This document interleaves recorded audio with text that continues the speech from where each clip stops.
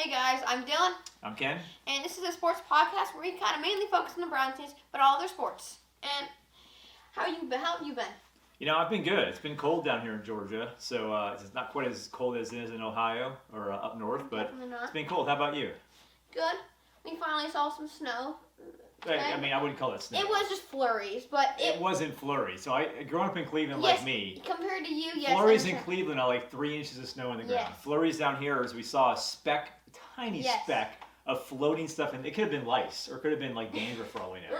I mean, I have no idea if it was snow, but it kept falling though. It's been cold. It's been recently. cold, yeah. So. You want to start us off? I do. So we got a big game coming up. So Browns play the Chiefs Sunday. This is obviously the biggest game of probably the new Browns. So since they've come back in 2000 or 99, this is the biggest game with the most meaning.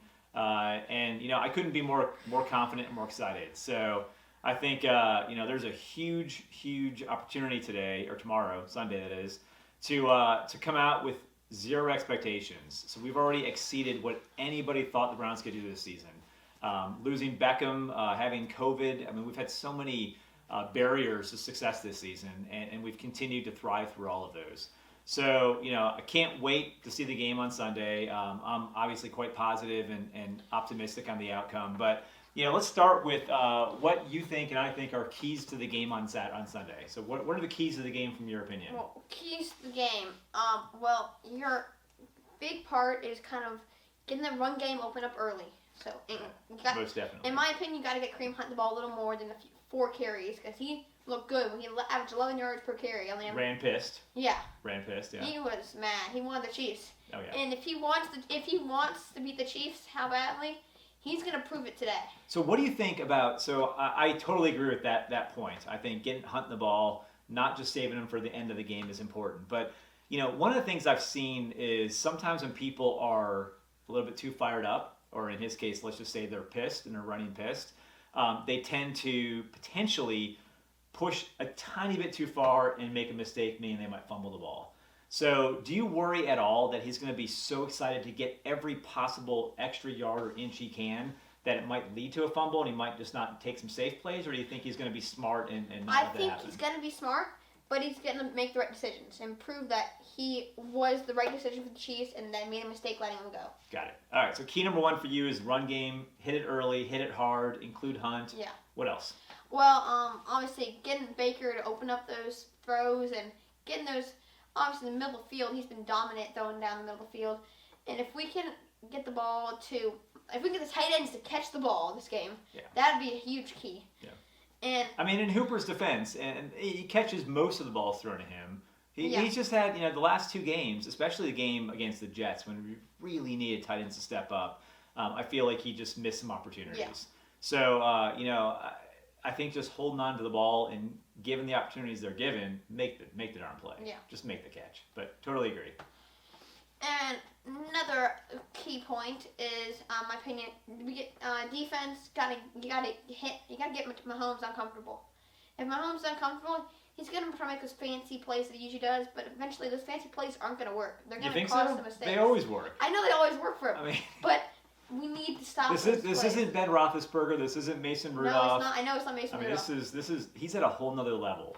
But this is the new Browns, and they want this more than any other team. So how do you feel about him having 2 weeks off between playing? So he didn't play the last week of the season. They gave him the week off, and they had a bye week last week in the first round of the playoffs. So do you think, and like I think I said our last meeting, the last season, Kansas City was behind in every playoff game. The big game, I was wrong last time. It was Houston. I think they were behind 24-0 in the first half of the Houston game.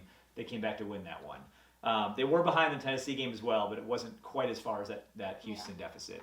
So do you think, given that they started out slow last season, in every playoff game they fell behind, and some of the key players haven't played in 2 weeks, do you think that's going to be a possible opportunity for us? Or do you think Andy Reid's coaching and the consistency of the players is going to overcome that? Personally, I think the Chiefs are going to go in this game being confident enough that it's going to be an easy win. But in reality, and then with all the hate that Sammy Watkins and that try to get the team, they almost got our team fired up. try to get momentum. I mean, our team, if we get one key play and get momentum going, I think it's going to be huge. Yeah, so I agree with that. I also think that we're going to have more than one key play. So, like the start of the Pittsburgh game, the first snap, we have points without 14 seconds into the game, we're winning 7-0. The likelihood of that occurring again is almost zero, right? So it's probably not going to happen that way. But I think like you mentioned, I think getting a key play out of the defensive stars especially. So Myles Garrett, he's got to get to Mahomes. He's got to get to him. He's got to hit him. And to be quite honest, he's got to create a turnover at some point in this game. So I think him creating a turnover is going to be huge. And we'll get to the injuries and the players coming back here shortly. But having Denzel Ward back, I think he's not going to be able to protect the middle and negate Kelsey. And it's a weakness of the Browns for it seems like decades. The Browns can't cover tight ends. Would you prefer Denzel Ward to be on Kelsey or Tyreek? He's not going to be on Kelsey. So the way the tight ends play, so he's going to be on the outside of the receiver. I don't even see him playing slot receivers very often. So normally he's on the outside receivers. I expect him to be on Tyreek. He'll probably be the number one receiver. We'll get into this too, but Watkins isn't playing. But I was watching on ESPN yesterday, I think it was. They were talking about how Kansas City has like 4 or 5 receivers that have over 400 yards receiving this season. So the good thing about Watkins being out, if you're Kansas City, is you have other guys that can step up and make plays. But I think having Ward to be able to cover Tyreek is going to be huge. I think Ward can't match him on pure speed, but he's not far off. And I just pray and I hope that he's recovered fully or enough from COVID. And then it seems like Stewart Jr. has stepped up in the game. 2 receptions in a row, he had interception in consecutive games. So I love it. I love it. Yeah, definitely. And he can guard like that. That at least eliminate 2 wide receivers. That we at least have 2 good reasonable. Eliminating is probably impossible. Not eliminating, but having at least some good cornerbacks on him. Absolutely. So your keys is running effectively. Baker, making some big plays, particularly over the middle. And then the defense making some game-changing plays. I think those are all incredibly good points. I think also, you have anything else from your side? No, I'm good. That's all. So I think something else that's important too, and the Browns have had a lot of success this season when they've done that. I think if you can layer those pieces together, if we do what you just said, our keys from your perspective, I think the last piece I'll add on to what you said, because you said it well, is get Baker comfortable early. Yeah. So I think, getting Baker in a groove, I don't expect him to be perfect. I mean, nobody's perfect. But like we said earlier, there's been games this season that he is close to perfect. Yeah. And if he could get in a groove where he is dialed in, he's hitting receivers in stride, he's going to be fired up. He's going to be fired up. I think that's going to go a huge way towards putting a lot of pressure on KC's defense. Yeah. So I think if we're running the ball effectively with Hunt, he's going to be fired up. Chubb is always going to be running hard.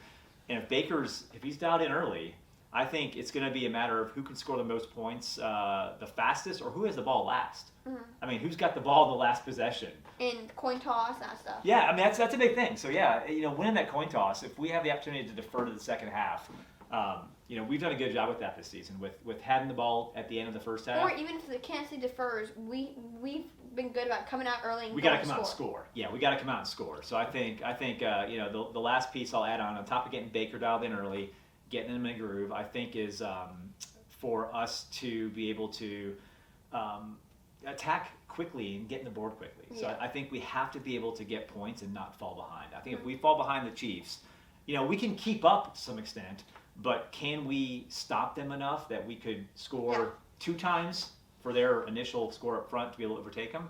I don't know. I mean, it's going to be hard to do. It's going to be going back to that Texas Tech Oklahoma game from back when Mahomes and Mayfield were in college. I think it's not going to be 65 or 66-59, but it's going to be a high scoring affair.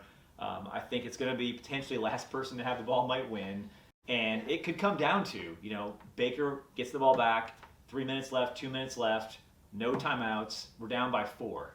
And a field goal is not going to do anything for us. And he's got to go downfield. He's got to make a play or make plays and win the game for us. And I think he has been living his entire life for that moment. I mean, he's been waiting for that moment. Ideally, he wants that moment in the Super Bowl. So let's wait a few weeks and see if we get that chance. But I think being on this stage with a team that's a defending Super Bowl champion, I think he's made for it. He's built for it.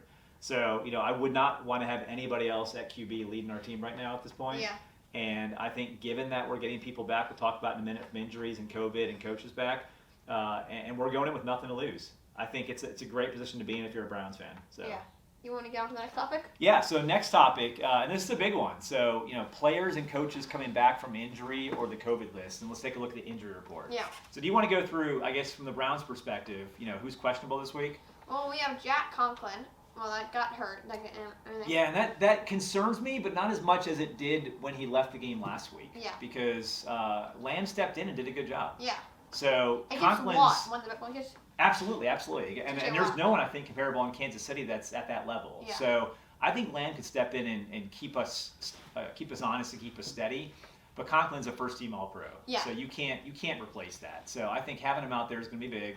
I haven't heard yet. I mean, he didn't practice Wednesday and Thursday. He was limited in practice on Friday. Yeah. So I think the fact that he practiced a little bit on Friday is telling. I think he's going to give it a go. I think if he can walk, he's going to give it a go. But I also feel like he's a good enough team player that if he's a liability, he's not going to hurt the team by being out there injured. So. And then we get the offensive line coach is back, I believe. Yeah, so Bill Callahan, and I feel bad. I don't remember the name of the guy who assists him, but we get those guys back, which is huge. Okay, I'll go to the next guy. We have B.J. Goodson with the shoulder. He did not practice Wednesday, Thursday, and he was limited to practice on Friday. Yeah, so he's a tough one. So he got hurt in the last game, but he kept playing. Yeah. So he had a shoulder injury, and from what I've heard, you're going to have to tie him up and lock him in a locker room and inside a locker to get him not to play. Yeah. So he's going to be out there, and I think he's going to be ready to go. Yeah. He didn't seem to be hobbling last week or limited by the injury. Yeah. Not to say after the game he wasn't in extraordinary pain, but he gutted it out last week, and I think he's going to be out there. Yeah. So. And then we have David Njoku with a hamstring injury. Did not practice Wednesday, Thursday, and was limited to practice Friday again. Yeah, so I think Njoku, I think he'll be out there. I think he'll give it a go. I was reading something before we started doing this, to record this, where one of the football doctors, I forget his name, I think he's just Pro Football Doc on Twitter, he was saying that Njoku didn't appear much impacted by the injury in the game last week. Yeah. And that he thought that based on how he played last week, that he'd probably be able to give it a go this week. Yeah. But obviously hamstrings are they're touchy things. You got to be careful with those because one wrong juke or one wrong cut, you're going to be down out for the count for the whole game. And then lastly, we have Carlson. He was limited to practice on Thursday, and he did not practice on Friday. Yeah, with a groin injury. Yeah, Carlson. So I don't know if everyone recognizes this or knows this, but he actually has recovered onside kicks in consecutive games. Yeah. For us, and I know they haven't won the game, so to speak, for us, but they're big plays. Yeah. Actually, 2 games ago, his legs, I think his thighs, are where he recovered the onside kick. Yeah. So it wasn't his hands. So he's on the hands team, but his hands didn't recover the kick. So again, we're a tight end heavy offense. We often run 2 or 3 tight end sets. So, oftentimes you'll see Hooper, Bryant, and Njoku on the field at the same time. Yeah. So I think the more depth we have there, the better. But, again, I think if we lose both Njoku and Carlson, it's going to be tough. It's going to be tough to run those 3 tight end sets. But, hopefully he'll be able to give it a go. How about from Kansas City side? Well, from Kansas City, we have Rashard Fenton, cornerback, with a foot and ankle injury. He did not practice Wednesday. He was limited to practice Thursday and Friday. Honestly, I have no clue about him, honestly. It's yeah, Kansas City. Very detailed analysis today. Yeah. We have no William clue. Gay with an ankle injury, linebacker. They did not practice Wednesday, Thursday. He's out. Yeah, he's out. He's not playing. Not playing Friday. And they have Sammy Watkins, a key wide receiver for Kansas City. He's very talkative. Yeah, talker. Out with a calf injury. That did not practice Wednesday, Thursday, or Friday. So he's officially out. And then Clyde Edwards-Helaire, one of the huge parts, a young running back that's been on their team, out questionable with the ankle and hip injury. He did limited practice Wednesday, and he did not practice Thursday or Friday. And then Deion Yelder, tight end on their team, which I don't think is really a big deal for Kansas City because having Kelsey. Yeah, you got Kelsey. He almost led the NFL in receiving yards this year. He wasn't far off. With a groin injury, and led to practice Wednesday, did not practice Thursday or Friday. All right, so talk me through this then. So the Watkins injury I mentioned earlier, I don't think it's going to be a huge loss for them. Well, it's a loss, but I think the fact that they have some depth at receiver, they'll persevere over that. Clyde Edwards-Helaire. So he started the season. I mean, you had him on your fantasy team. He was dominant the first He started game. the season really strong. And then And then they brought in Bell, and it seemed like he kind of lost some steam. Even with him, they weren't running carries with him or anything. Yeah. It doesn't say that we know they're not a running team. They're a really pass dominant team. Yep. So if the Browns can stop a pass dominant team, they're going to force them to run the ball.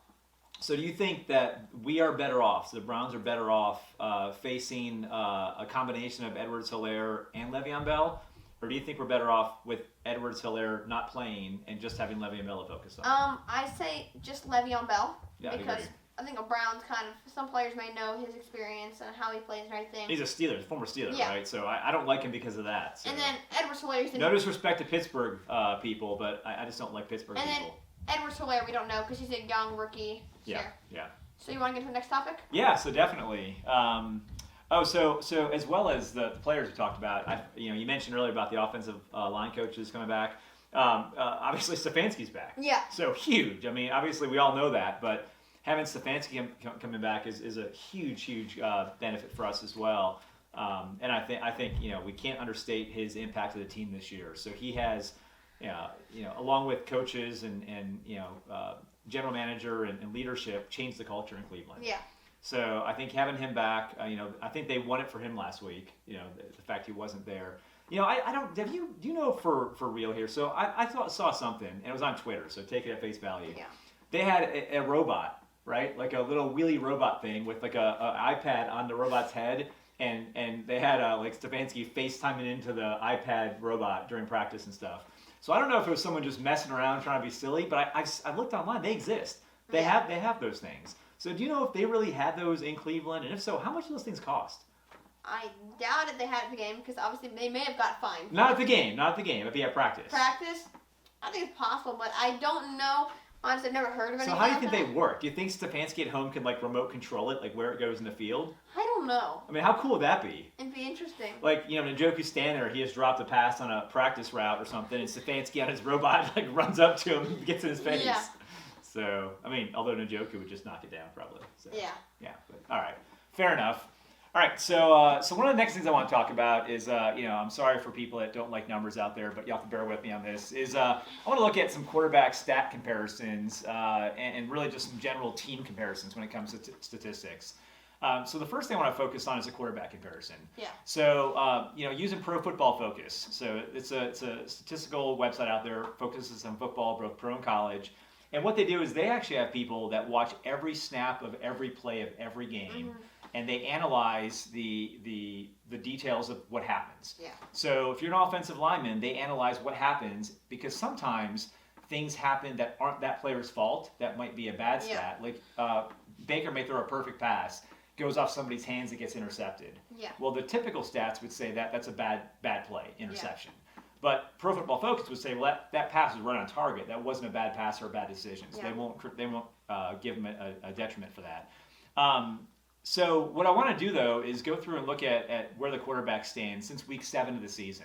So admittedly, I'm taking an arbitrary point in time that benefits my story. So I picked week 7 because Baker has really been lights out since week 7 of the season. But that's after our bye weeks. I think we had the bye week in week 6. Something like Sound that. right? Week 6 or 7. So we had a bye week around that time. I think coming back post-bye week, Baker has really been a different quarterback. And this includes, let me preface this by saying, week 7, 8, 9, whatever, that was those games in Cleveland in the cold when Baker threw 20, 25 passes in 2 or 3 games in a row. So this includes the games that he actually had extremely poor conditions from a weather standpoint to throw the ball. Yeah. So, taking that into account, though, looking at week 7 through the first week of the playoffs, so the wild card weekend, looking at overall passing rating on Pro Football Focus, Baker Mayfield is what number? He's number 2. And who's ahead of him? Aaron Rodgers. All right, so who's behind him? Tom Brady. So let's just take a step back. So since week 7 of the NFL season, Aaron Rodgers, Baker Mayfield, and Tom Brady are the 3 highest rated passers in the NFL. Let me say it one more time. Yeah. Since week 7, Aaron Rodgers, Baker Mayfield, and Tom Brady 2 old mans are the 3 high. They're not old. They're my age or younger. So they're still old. They're not old. They're Yes, not they old. are. I mean, Rodgers and Brady are extremely Compared to Mayfield. young. Now, I want to get it. We'll mention that. I'll go off topic They're for like a second. 15 years young. Did you see the Twitter post that Brady made with him and Drew Brees looking like they're like 80 years old? and the advertisement for the game on the History Channel. Brady posted that? Yeah, did you see that? No. So Brady had a nice big beard, and then Drew Brees had like reading glasses on and had a beard as well, and they were looking quite aged. So you wanna compare the touchdown to the interception ratio? You don't want to talk about old people, do you? No, I don't. Us old people make you what you are. Nah. You look up to us. I make myself. Whatever. So again, I'll say it one more time. Aaron Rodgers, number 1. Baker Mayfield, number 2. Tom Brady, number 3. And then Patrick Mahomes, number 5. And right below Patrick Mahomes is Deshaun Watson, even though people criticize him because... Ahead. Ahead of Patrick Mahomes is Deshaun Watson. Yeah, so Watson 4, Mahomes 5, Josh Allen tied is with tied with Mahomes with 5th. So, I think that's pretty telling, though. I mean, the touchdown-interception ratio. Baker's got 19 touchdowns and only 2 interceptions since Week 7. So that's the best of all top-rated quarterbacks, tied with Watson, who only has 2 as well. Aaron Rodgers, 35 out of... I said interceptions. Oh. Yeah. Now, on the other side of it, if you want to be the counter to my super pro Baker stance here, Baker has 19 touchdowns over that time frame, which is the lowest of the top 7 rated passers. Watson's next lowest at 20. And Aaron Rodgers has a 35 touchdown to 3 interception ratio over that time. I think he's probably has more than anybody else in this list. Yeah. That's insane. That is unreal. And it tells you what old people can do. I mean, old people. And I still believe in young people that more. So my point here is if Aaron Rodgers gets hurt, he's out for the season. Obviously, I'm a Baker backer, right? So I'm a big Baker fan. But I think a lot of people have been so critical of him throughout the season at different times. I don't think people recognize. I think one of the things that we got in the household here was we had the word inconsistency thrown. Oh, yeah. So I was told that Baker wasn't bad, he was just inconsistent. And, it neglects to take into account the fact he was throwing in 40-mile-an-hour winds on Lake Erie in the winter. And he was playing good defenses. Speaking of that, do you think it's good that they're playing away or not at home? Are they having fans at this game? I think they have a few. I think they have 12,000. So I don't like that. So Pittsburgh, I didn't care because like I said, they had like 1,000. Have it without. Yeah, they had friends and family. And the friends and family were like within 5 minutes. I think they all had bags over their heads. Remember that in Cleveland they used to have the bag over set. All I want for Christmas is a win. Yeah. So I don't even remember this. There was a since I'm on the quarterback topic, I'll go through this. There was a guy who years ago had a jersey, a Browns jersey, and I don't know who it was on it to begin with. But he had put a name with tape with every quarterback that had been in Cleveland over the last like 20 or 25 years. And it had like 30 plus names on it. Oh my gosh. And he kept crossing it off and putting the new one at the bottom. And then he had to go to a second level or a second column because he ran out of space at the bottom of the jersey. So, it's nice to have gotten you a Baker jersey and have it still be worn and still valid. Yeah. Like he's not out of the league. It's not my Mansell jersey I got for you or anything. Yeah. I mean, it's awesome. So I guess to summarize this and kind of come full circle, Baker has been tremendous. He's been consistent. He's made plays, and he's really minimized the mistakes. So, he hasn't always been at a 75% accuracy rate every game. He hasn't thrown 5 touchdowns every game. But he has less percentage of fumbles than Patrick Mahomes. Yeah, but the ones he haven't been bad, though, right? I mean, they've been those, that end of the game QB sneak fumble. Yeah. I mean, that was tough. His run rating's still the best either. Yeah, so I think that's a big thing I want to highlight is, just looking at the stats here, and And then Mahomes everyone is has 23 out of 23 touchdowns and 5 interceptions. Yeah, so Mahomes has been great. I mean, by any measure, he's been tremendous. But to have him 5th on this list, 6th, 5th, whatever he is, he's in great company. Yeah. But I think people hear the name Patrick Mahomes and they think he's perfect. They think he walks on water. They think he never throws an interception. Mr. Kermit the Frog. Don't say that. Come on. That's not nice. No, he sounds like Kermit the Frog. He doesn't sound like Kermit the Frog. I mean, he sounds a little bit like Kermit the Frog. But it's how God made him. It's just his voice. Yeah. I mean, I don't know what I sound like, but... But he should play the new actor as Kermit the Frog. You know what? They should do a new Space Jam with football players. Right? And then he could, with Muppets and football players. And then he could do himself, and he could play Kermit. He could play 2 characters. Okay. All right, it's beside the topic. All right, so that's my first thing. Baker, he's been good. And any measure you compare it against, he's been really steady. So I think that's an important thing to point out. The next thing I want to point out is, Pro Football Focus has this team rating. So what they do is they take all the players on all the teams, and they kind of compile them to get to an overall team rating offensive rating, defensive rating, pass block, run block, etc. So, from an overall rating standpoint this year, the Browns were 10th in the NFL. But look who was 9th. Kansas City. Yeah. So the Chiefs were 9. Cleveland was 10th overall. Our defense percentage is bad. Again, this is just a statistical measure to be able to compare and contrast teams. Yeah. But the reality is that, Cleveland, if you look at this, player for player, we're not that far behind. We're not green. We're Kansas blue. City. And blue's better than green, by the way. Yeah. So overall, we're right behind Kansas City. We're at 10th. Offensively, how's that look? We're 4th. Look where Kansas City's at. And they're 6th. Yeah, so offensive rating this year from Pro Football Focus on the full season, this includes playoff game, so first round of the wild card. Cleveland is 4th in offensive rating, and Kansas City's 6th. And ahead of Tom Brady. But I think we know that. I think we know. And look who's ahead of us. You have Green Bay at 1, Tennessee at 2, Buffalo at 3, Cleveland, Tampa Bay, Kansas City. Yeah. So those are all teams that score, right? So this isn't all about points, but you can tell those are all strong teams. Yeah. So again, giving validity to the stats here. Those are good teams. Defense. Let's go to defense. All right, where do you see Cleveland? We're not even top 10. Where are we? We're not top 20. We're 20! All right, but look who's right below us. Kansas City! All right, so Kansas City's 19th in overall defense. But Falcons are behind us. They're not good. We shall not speak of the Falcons. They have a new coach, though. Did you hear about that? Yeah. Arthur Smith of Tennessee's offensive coordinator. So Pro Football Focus, defensive team rating, Kansas City's 19th, Cleveland's 20. So to put in perspective, both defenses are garbage. It's garbage. It's not that bad of a term. I mean, there's 30 teams in the league, right? 32 teams? Yeah. And we're the lower third. Yeah. Still. All right, special teams. Let's take a look at this. Oh. Hey, Green Bay's 31. Look at this. Special teams. Oh, I bet you guys at home will never guess this. So think of our special teams this year. So Cody Parkey. Love you, Cody Parkey. But you don't have the leg that maybe Justin Tucker has. And, our kick return game. Donovan Peoples-Jones has been great in lots of ways. But he's had a handful of questionable punt kick returns. They've been exciting. No, Dearness Johnson's kick returns. Dearness Johnson's been kick butt at kick returns recently. Yeah. And Jamie Gillen, he's I think he still has the talent, but I don't think he's punted as much this year as he did last season.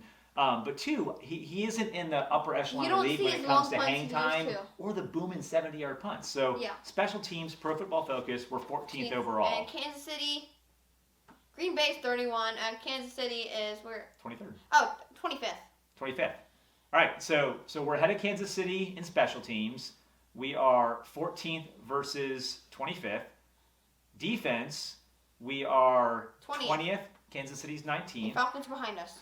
And offense, we're 4th. Kansas City 6th. Yeah. So, I know this is only stats. This is only one measure This is only one measure of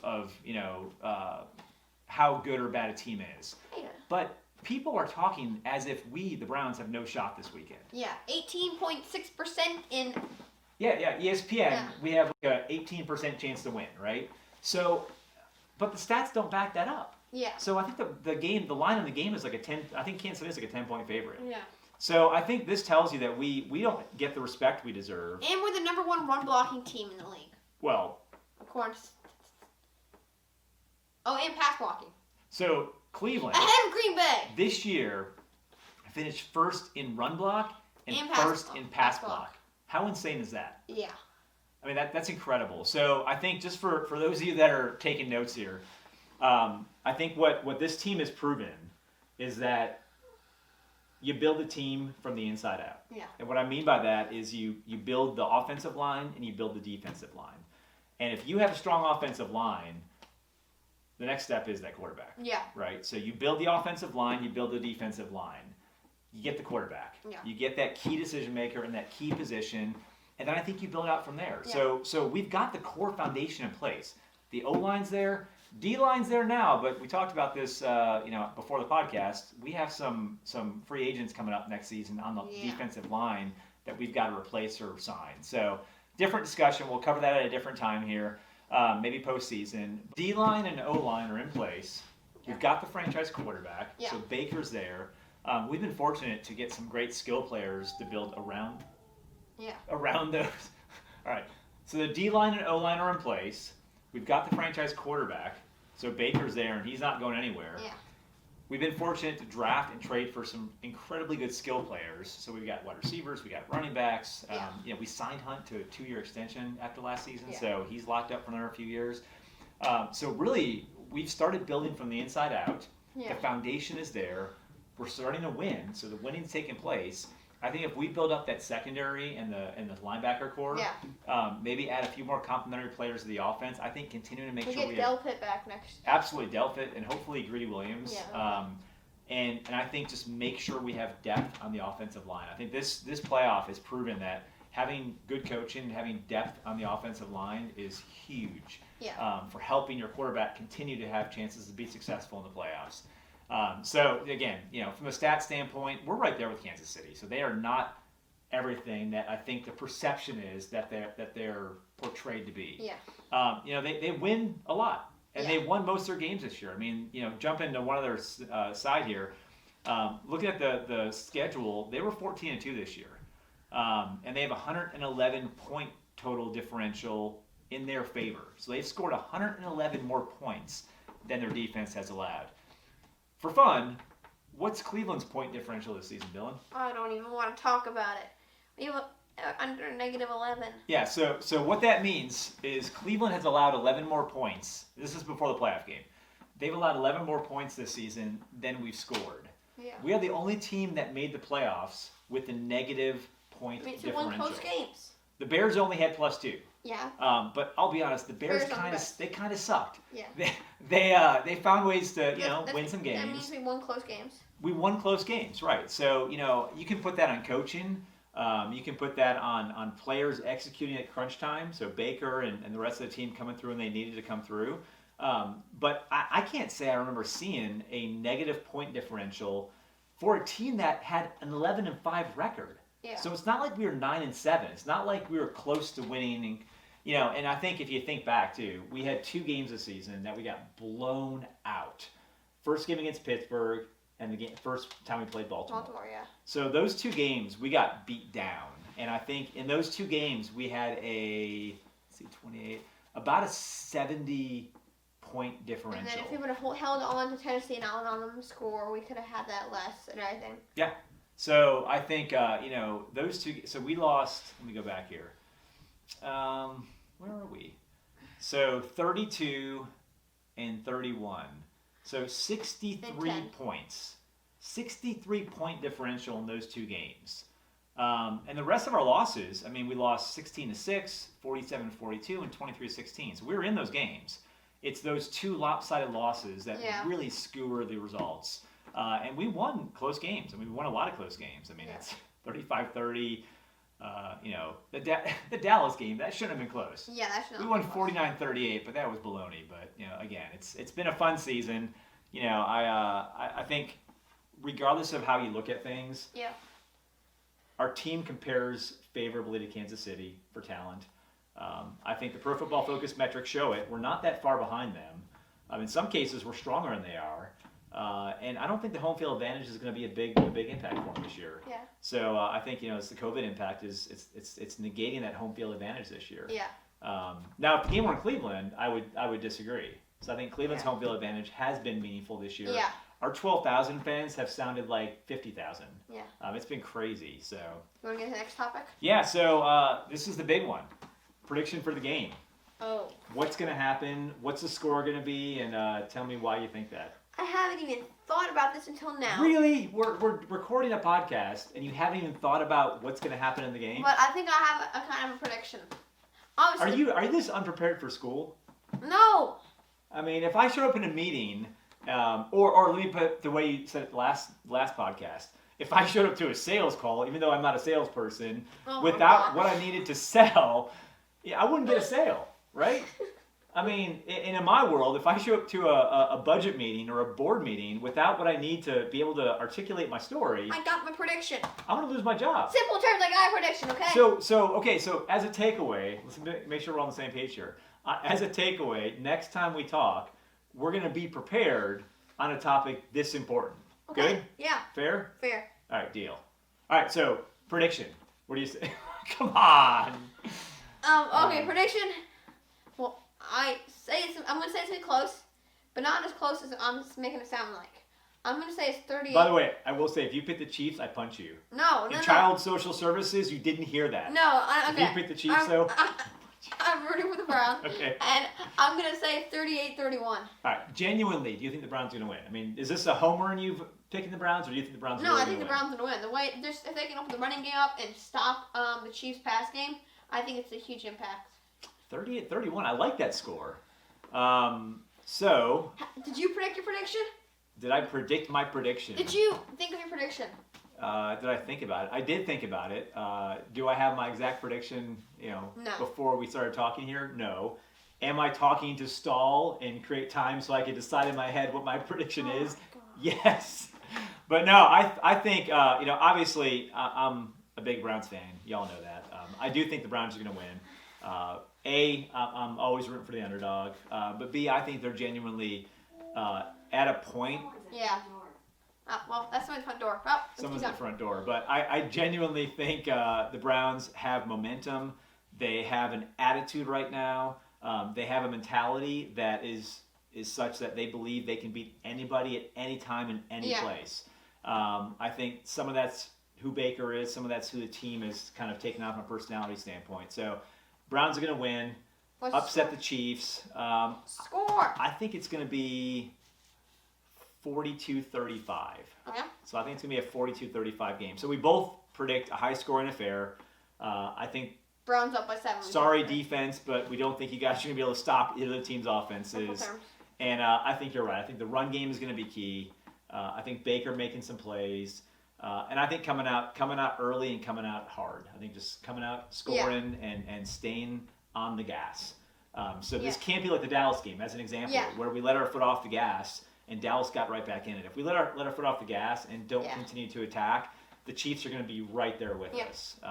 So I do have a concern if we fall behind. Yeah. I don't know if we can catch up because I do believe the Chiefs aren't going to let off the gas either. Yeah. They're going to keep pushing. So I think regardless of the outcome, incredible season, Browns, to this point. I believe in you. I think you're going to win. Back up. I believe in you. I know you're going to win. And I'm excited to see what happens next week. So Bills or Ravens, who do you prefer? What I prefer is obviously the Bills because we want to see so our cousins and other family, they're big Bills fans. So we want to see the Bills versus Browns game, the AFC Championship. Bills and Browns would be awesome. I genuinely think the Bills are the better team too. I think the Bills, not versus the Browns. Yeah. I didn't say that. I think the Bills are better than the Ravens. I think the Ravens, it's just a matter of Lamar's a wild card. He can't. He's so hard to stop. But Josh Allen, I think he stepped up big time this season. I am worried though. We got off topic. I said last week that I believed in Allen now, and I was wrong on him. And you know me. I mean, how often have I ever admitted to you I've been wrong? Have I ever said I've been wrong before? No. I have so. I'm humble.